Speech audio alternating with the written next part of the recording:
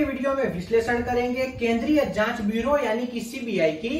भारत में इस वक्त सीबीआई का सबसे ज्यादा उपयोग हो रहा है, तो हमें पता होना चाहिए कि किस तरह से सीबीआई का गठन हुआ, सीबीआई के अफसर किसके कहने पर कार्य करते हैं, किस तरह से कोई भी कार्रवाई की जाती है और बहुत कुछ। तो वीडियो के अंत तक बने रहना।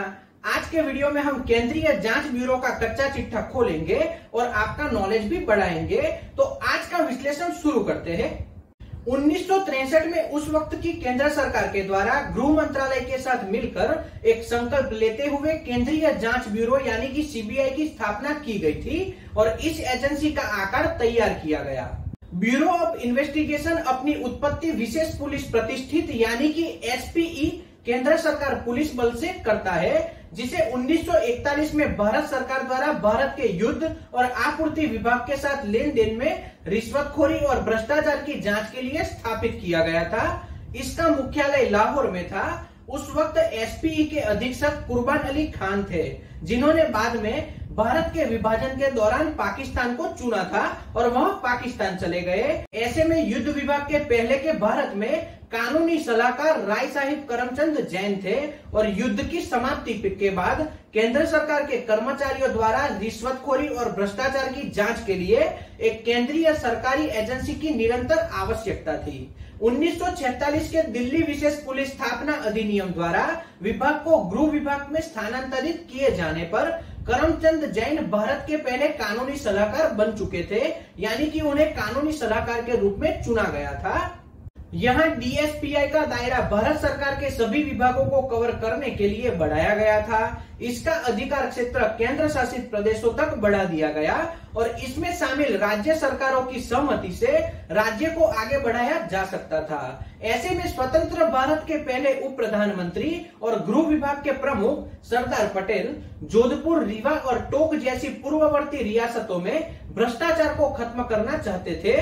सरदार पटेल ने कानूनी सलाहकार करमचंद जैन को उन राज्यों के दीवानों और मुख्यमंत्रियों के खिलाफ आपराधिक कार्रवाई की निगरानी करने का निर्देश दिया था और उन्होंने वह काम बखूबी निभाया। और इसी जांच एजेंसी डीएसपीई ने आगे बढ़कर 1 अप्रैल 1963 को गृह मंत्रालय के एक प्रस्ताव के माध्यम से अपना लोकप्रिय वर्तमान नाम केंद्रीय जांच ब्यूरो प्राप्त किया। तो इस तरह से 1963 में सीबीआई की नींव रखी गई।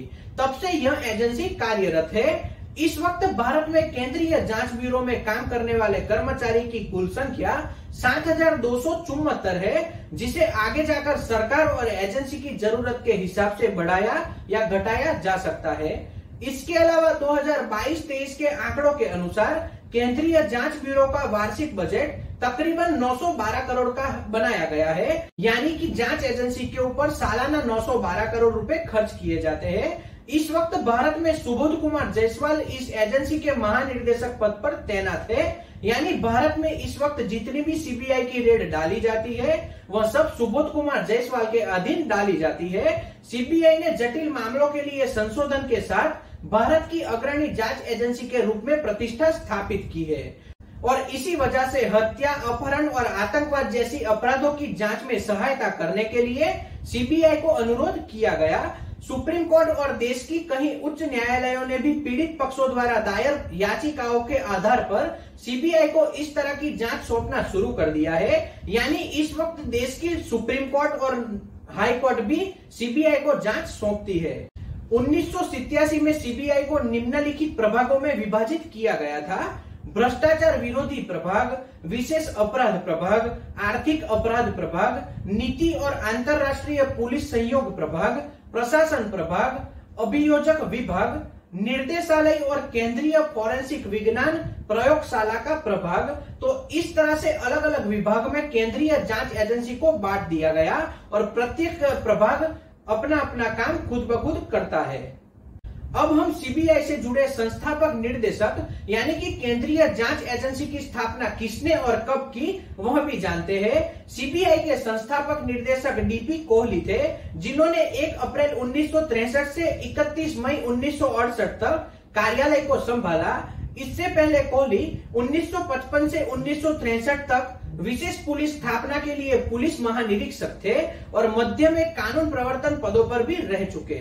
डीपी कोहली में पुलिस बल में बड़े बड़े पदों पर भी कार्य किया था और उनका अनुभव बहुत ज्यादा था। विशिष्ट सेवा के लिए कोहली को 1967 में पद्म भूषण से भी सम्मानित किया गया। कोहली ने विशेष पुलिस प्रतिष्ठान में एक राष्ट्रीय जांच एजेंसी के रूप में विकसित होने की क्षमता देखी। उन्होंने महानिरीक्षक और निर्देशक के रूप में अपने लंबे करियर के दौरान संगठन का पोषण किया और वह नींव रखी जिस पर एजेंसी का विकास हुआ और 1 अप्रैल 1963 से अब तक केंद्रीय जांच एजेंसी सीबीआई कार्य कर रही है। अब हम जानते हैं केंद्रीय जांच एजेंसी यानी कि सीबीआई का निर्देशन कौन कर सकता है, यानी कि सीबीआई के मुख्य अफसर के रूप में कौन कार्य करता है। सीबीआई का नेतृत्व एक निर्देशक, एक आईपीएस अधिकारी करता है जो पुलिस महानिर्देशक के रैंक का होना चाहिए। निर्देशक का चयन दिल्ली विशेष पुलिस स्थापना अधिनियम 1946 के तहत गठित एक हाई प्रोफाइल समिति के द्वारा किया जाता है, जैसा कि लोकपाल और लोकायुक्त अधिनियम 2013 के माध्यम से संशोधित किया गया है कि मुख्य अधिकारी का 2 साल का कार्यकाल होता था, उसे बढ़ाकर 3 साल का किया जा सकता है। तो इस तरह से अब मुख्य अफसर को 3 साल तक इस पद पर रखा जा सकता है, यानी कि उनका कार्यकाल 3 साल का हो सकता है। सीबीआई में अन्य रैंक जो आईआरएस, भारतीय राजस्व सेवा के अधिकारी और आईपीएस द्वारा नियुक्त किया जा सकता है। विशेष निर्देशक, अतिरिक्त निर्देशक, संयुक्त निर्देशक, पुलिस उप महानिरीक्षक, वरिष्ठ पुलिस अधीक्षक, अतिरिक्त पुलिस अधीक्षक, inspector, sub inspector, assistant sub inspector, head constable और कांस्टेबल जो एसएससी के माध्यम से या पुलिस आयकर विभाग या सीमा शुल्क विभाग से प्रतिनियुक्ति के माध्यम से भर्ती किए जाते हैं। तो इस तरह से सीबीआई ने अलग अलग पदों पर अफसरों को नियुक्त किया जा सकता है और अफसरों को प्रतिनियुक्ति पर ही नियुक्त किया जाता है, यानी कि किसी को भी परमानेंट जॉब नहीं दी जाती।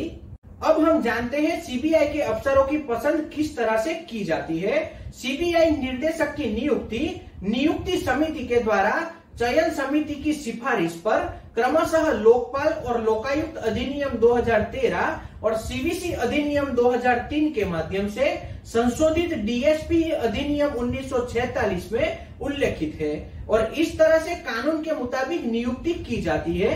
नियुक्ति समिति के द्वारा नियुक्ति की जाती है, यह हम लोगों को पता होना चाहिए।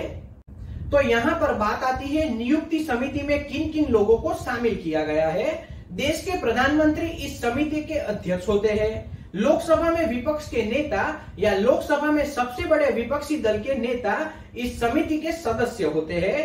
भारत के मुख्य न्यायाधीश या मुख्य न्यायाधीश द्वारा अनुशंसित सर्वोच्च न्यायालय के कोई अन्य न्यायाधीश इस समिति के सदस्य होते हैं।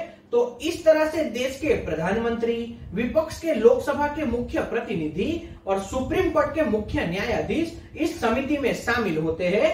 लेकिन सीबीआई को समिति के अध्यक्ष यानी कि देश के प्रधानमंत्री के अधीन कार्य करना होता है। तो देश के प्रधानमंत्री सीबीआई को जो कुछ कहते हैं उसी हिसाब से सीबीआई कार्य करती है।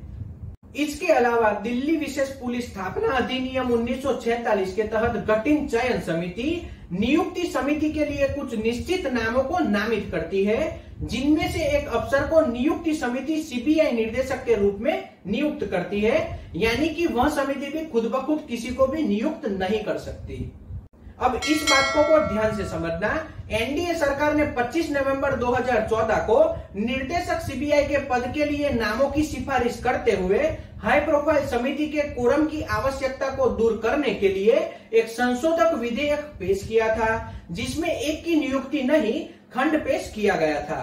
सीबीआई निर्देशक केवल पैनल में किसी भी एक सदस्य की अनुपस्थिति के कारण असामान्य होगा, ऐसा कानून पारित किया गया और तब से एलओपी को सबसे बड़े विपक्षी दल के सदस्य के साथ बदलने के लिए 2019 तक लोकसभा में एलओपी का पद खाली पड़ा है। यानी कि 2014 में एनडीए ने जो कानून पारित किया, अब तक सीबीआई के अफसर की नियुक्ति में विपक्ष का एक सदस्य शामिल होता था, वह पद तब से खाली पड़ा है, यानी कि विपक्ष इसका विरोध तब से करता आया है।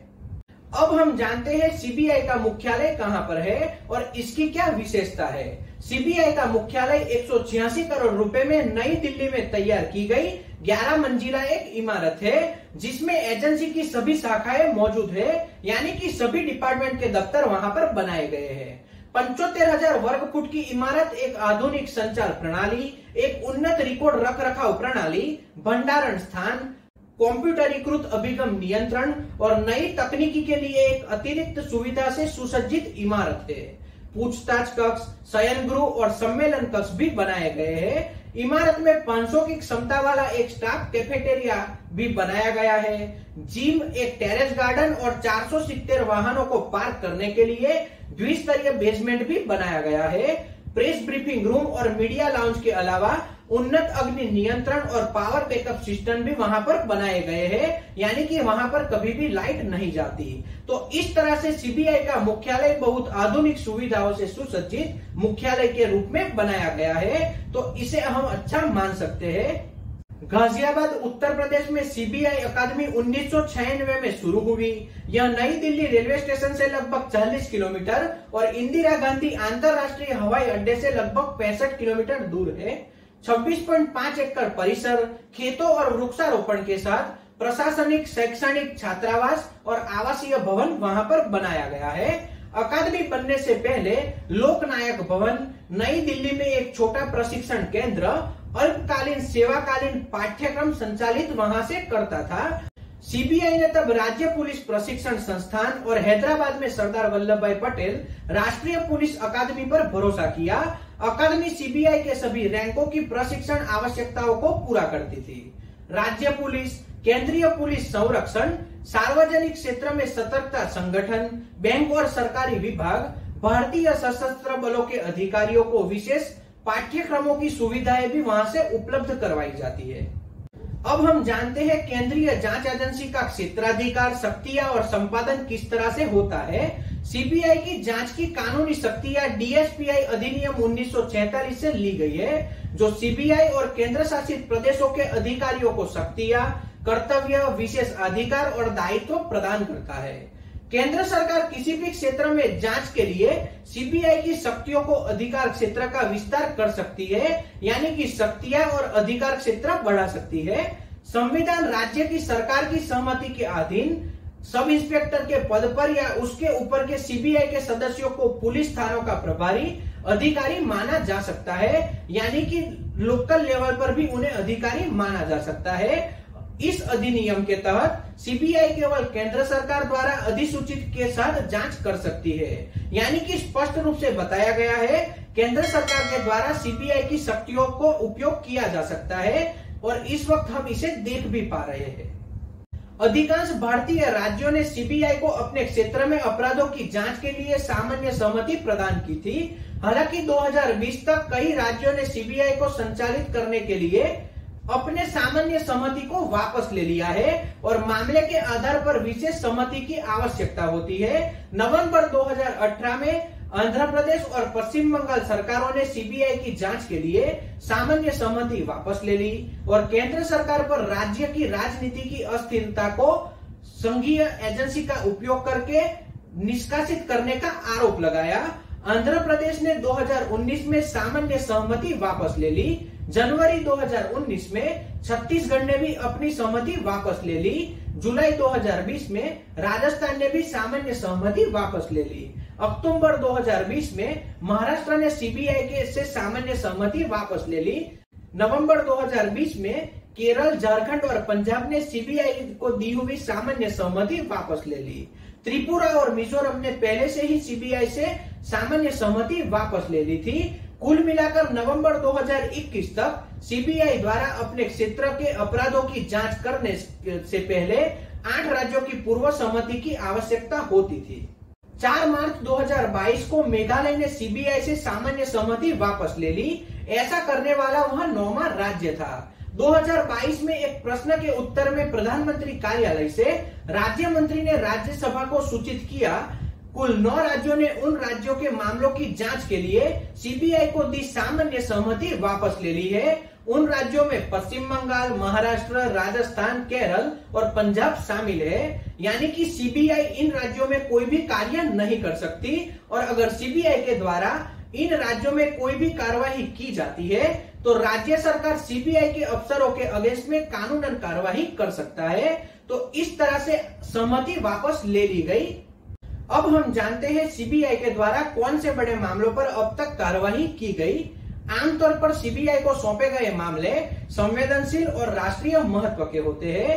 राज्य पुलिस विभागों के लिए अपने अधिकार क्षेत्र में मामले दर्ज करना एक मानक प्रथा है।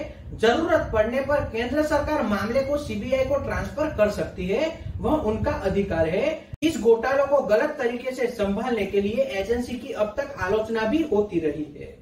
पीवी नरसिम्हा राव, जयललिता, लालू प्रसाद यादव, मायावती और मुलायम सिंह यादव जैसे प्रमुख राजनेताओं की जांच के लिए अपने पैर खींचने के लिए इसकी आलोचना होती रही है। यह युक्ति उनके बरी होने की या गैर अभियोजित तरीके से की गई थी, ऐसा आप मान सकते हो। यानी कि सीबीआई ने गलत तरीके से जांच की थी, यह हम मान सकते हैं। इसके अलावा बोफोर्स घोटाला, हवाला कांड, प्रियदर्शिनी हत्याकांड, बहन अभया हत्याकांड, सोहराबुद्दीन मामला, संत श्री चटवाल मामला, मलंकारा वर्गीन हत्याकांड, भोपाल गैस त्रासदी, 2G स्पेक्ट्रम केस, भारतीय कोयला आवंटन घोटाला जिसमें मनमोहन सिंह का नाम बहुत अच्छे से देखा जाता है, 2008 नोएडा डबल मर्डर केस। तो इस तरह से सीबीआई के द्वारा बड़े बड़े केसों की जांच की गई और अंत में ज्यादातर लोगों को केस से बरी किया गया और अंत में एजेंसी के कार्य पर सवाल उठाए जाते हैं। और इस वक्त भारत में क्या हो रहा है वह सभी भारतीय नागरिकों को पता ही है। देश में एक ऐसी एजेंसी होनी चाहिए जो सुप्रीम कोर्ट और राष्ट्रपति के द्वारा स्थापित होनी चाहिए और उसमें चुनी हुई सरकार का कोई भी हस्तक्षेप नहीं होना चाहिए। तो इस तरह से ही देश को बचाया जा सकता है, क्योंकि केंद्र सरकार के अधीन कोई भी एजेंसी कार्यरत होती है तो ऐसे में विपक्ष को या किसी भी व्यक्ति को कभी भी न्याय नहीं मिल सकता और न्याय की अपेक्षा भी किसी को भी नहीं रखनी चाहिए। तो यह था सेंट्रल जांच एजेंसी का विश्लेषण। तो आज के विश्लेषण में इतना ही। अगर यह विश्लेषण आपको पसंद आया हो तो वीडियो को लाइक और शेयर करना और चैनल को सब्सक्राइब कर लेना। जय हिंद।